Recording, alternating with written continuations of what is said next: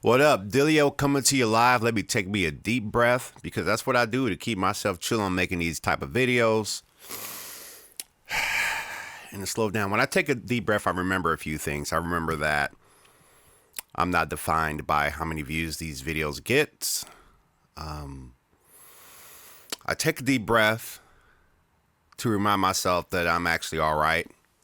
I take a deep breath because I know there's going to be a reality of somebody I don't know, faceless comment, who may say something crazy, right? So I take a deep breath just to fortify myself. And I don't mind doing that on video. But that's not the point of this video. I'm going to riff.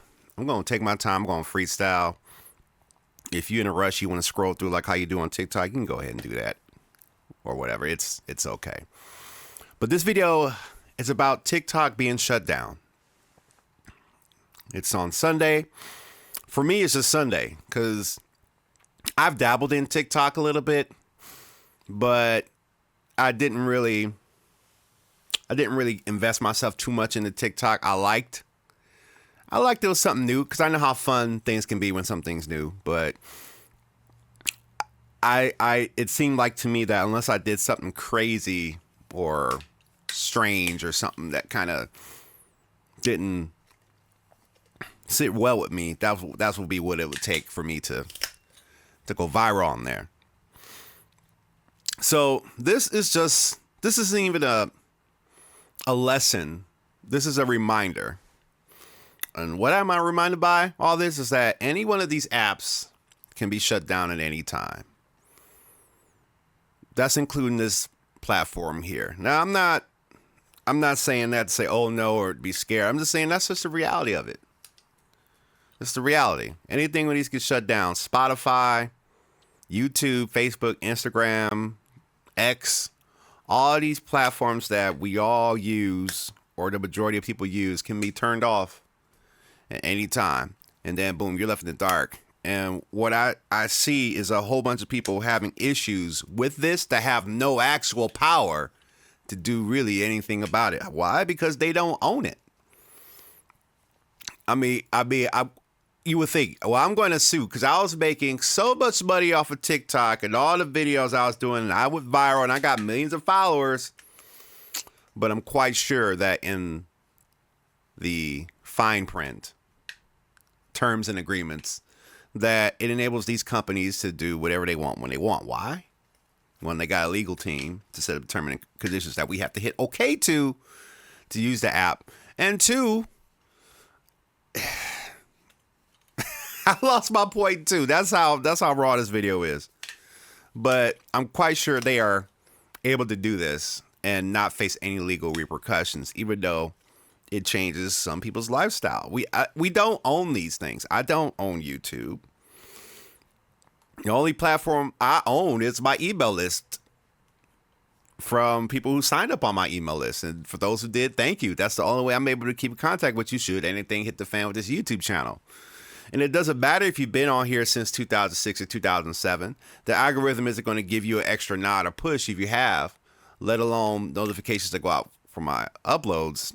It's people's. I mean, if I had $1 for every time someone said to me, "Hey man, I didn't get a notification for your video. I got one this time, but I didn't get one." I'm not gonna cry about it. Like, I've been through all the emotional roller coasters that a content creator has gone through with this platform, from learning how to no longer base my self-assessment of my talents and skills based off of the results that I get from these videos. Because when you a content creator, you've been on it for a while, you kind of interpret things a certain funny way as a content creator. Now, if you're not a content creator, you probably wouldn't understand this.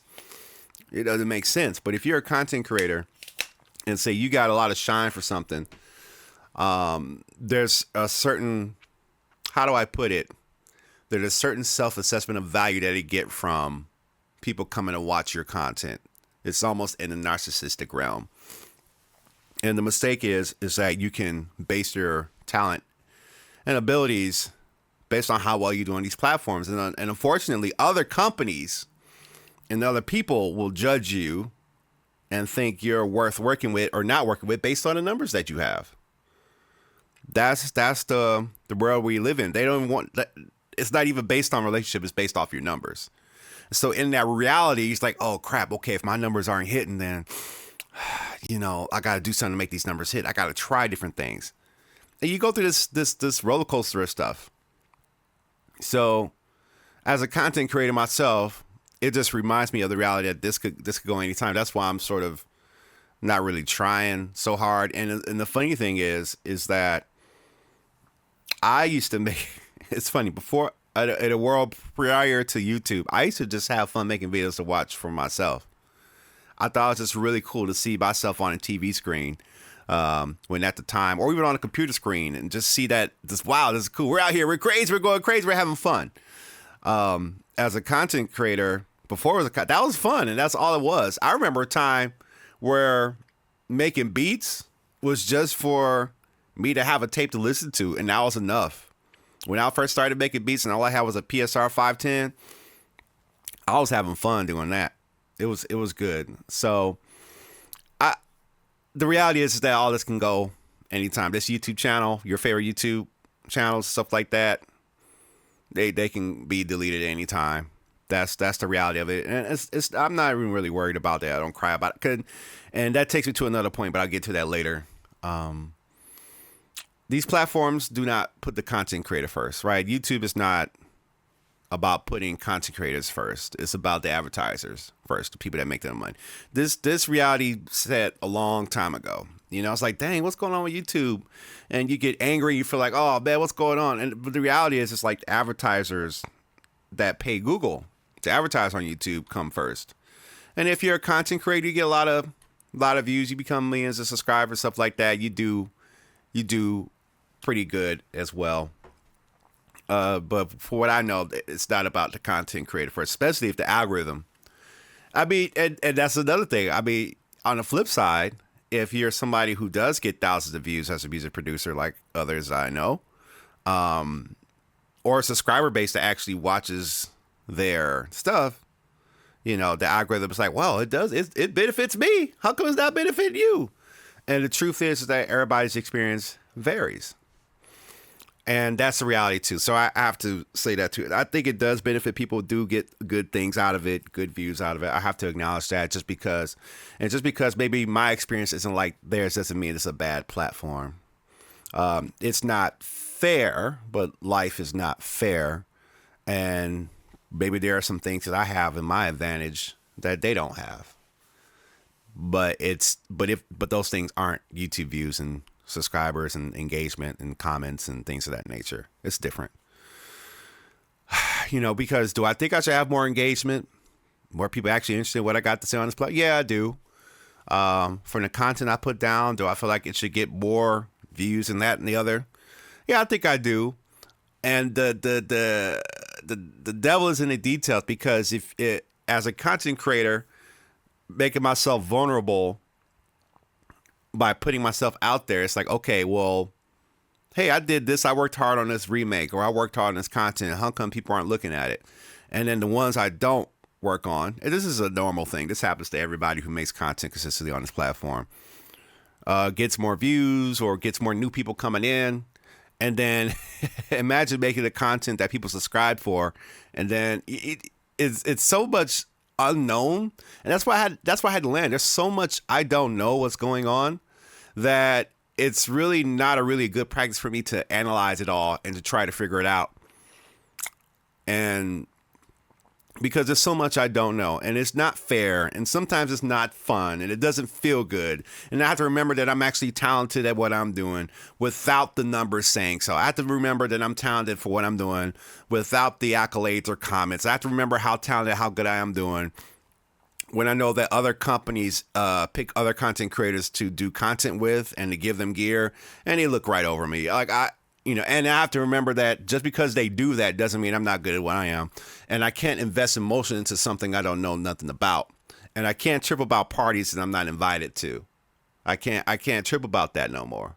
Maybe when I was younger, I did, but after a while, it's like, yo, you got to occupy spaces that you're welcome. And of course, there are other spaces I would like to be invited to and welcome to, but it's not my time to be there. That doesn't mean it's not going to be later on. And so I can't come to conclusions so quickly on things I don't know about, especially with these views, content, stuff like that. But the scientific mind in me wants to be able to figure out the formula to manipulate something that for me has seemed to be like kind of like holding sand in your hand. So I'm not going to really cry or chip about the reality that maybe this channel doesn't get as much acceleration as I like. But this video isn't about my channel. It's about TikTok. At the end of the day, we are the product. We are not the owners of these platforms, Spotify, Apple Music, all this other stuff. We are not the owners of this platform. We are simply the product. You come to YouTube to watch content creators like myself do what they do, and to have your opinions about them, good and bad. You should see some of the comments of the nitpicking I get on this channel. And then I go look at them. I check them out. They don't have nothing. They're not doing anything. A lot of people who critique me on this platform, I then say, one, two, I don't know. If I do what they look like, I probably would not be insulted if I do what they look like. A lot of people hide. A lot of people are not comfortable with being out there on these platforms because there's a certain fear of consequence that they don't want to live with or deal with. And I get that.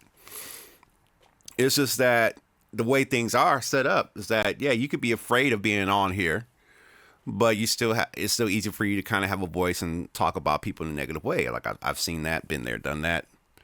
And that's okay. I'm not going to cry about that either. I wanted to be a full-time YouTuber. I've always wanted to have, because I feel like that lined up with my talents and goals. The whole scripture about your gift making room for you and bringing in front of great men. I believe that this music talent of mine should be bringing me a full-time income. And I thought that once upon a time that YouTube would be the channel that I did that.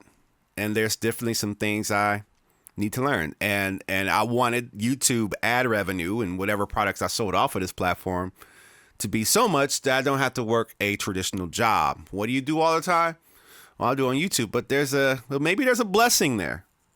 There's a blessing there because if anyone wants to change their mind about me, I have no leverage to protect myself from it. So if someone says, okay, we changed our mind, we think YouTube is influenced by Chinese, whatever, like how they do on TikTok. I'm not even quoting it 100%. I'm speaking metaphorically, but if that income can change at any time.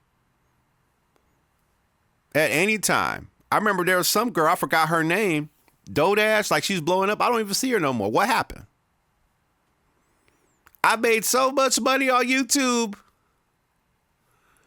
Oh, you must be new around here. You must be new around here to think you got it all figured out so quickly with these platforms. And I know a lot of people do. A lot of people sell courses on it. Remember I was dealing with somebody who's teaching you how to sell music online that wasn't selling music online themselves. Yeah. So maybe it's a blessing that, one, my value and self-assessment of my talent, and I have to remember and remind myself that too, that my self-value assessment of talent and value and my abilities and my ability to learn and grow even further is not based off of this platform. And then I just have to remember that I've met some really cool people on here. I have some great opportunities. I'm going to continue to benefit from those opportunities, but I do know that this could go anytime. And somehow I feel like it's a blessing. Like, it's weird, and I know it's not fun to say this. But I think during the COVID years, like I dealt with a loss. Like I lost my dad. I didn't talk about it much on this channel. I lost my dad before the pandemic hit, right? But during that time, I was probably in the best shape of my life. Why? Because I was using jogging as the best way to deal with the COVID situation, the stress that created. I was using jogging to helped me mentally process what was going on with my dad. There's a lot more context under that, but because there was a lot of things that was going on that was affecting me that was out of my control. And I had to determine what is the best way that I could do with the knowledge that I had to process this when there's so much things out of my control. When loved ones are doing things and you're telling them don't do that, do this, and they're doing something else, and they're not thinking about the consequences of those.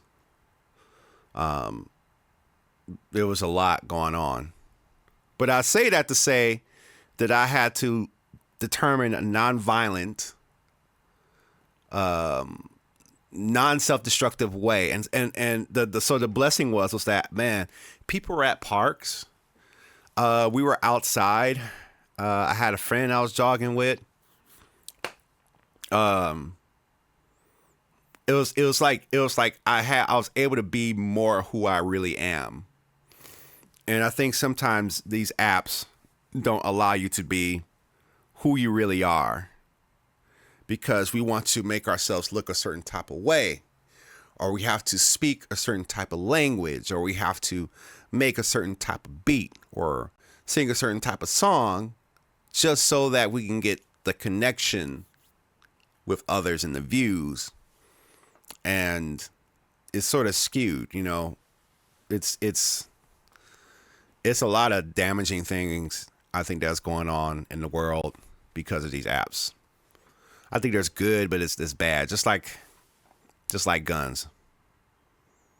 Just like guns, you know, guns aren't inherently bad, but in the wrong hands, they could be destructive, but in the right hands, they could be protective.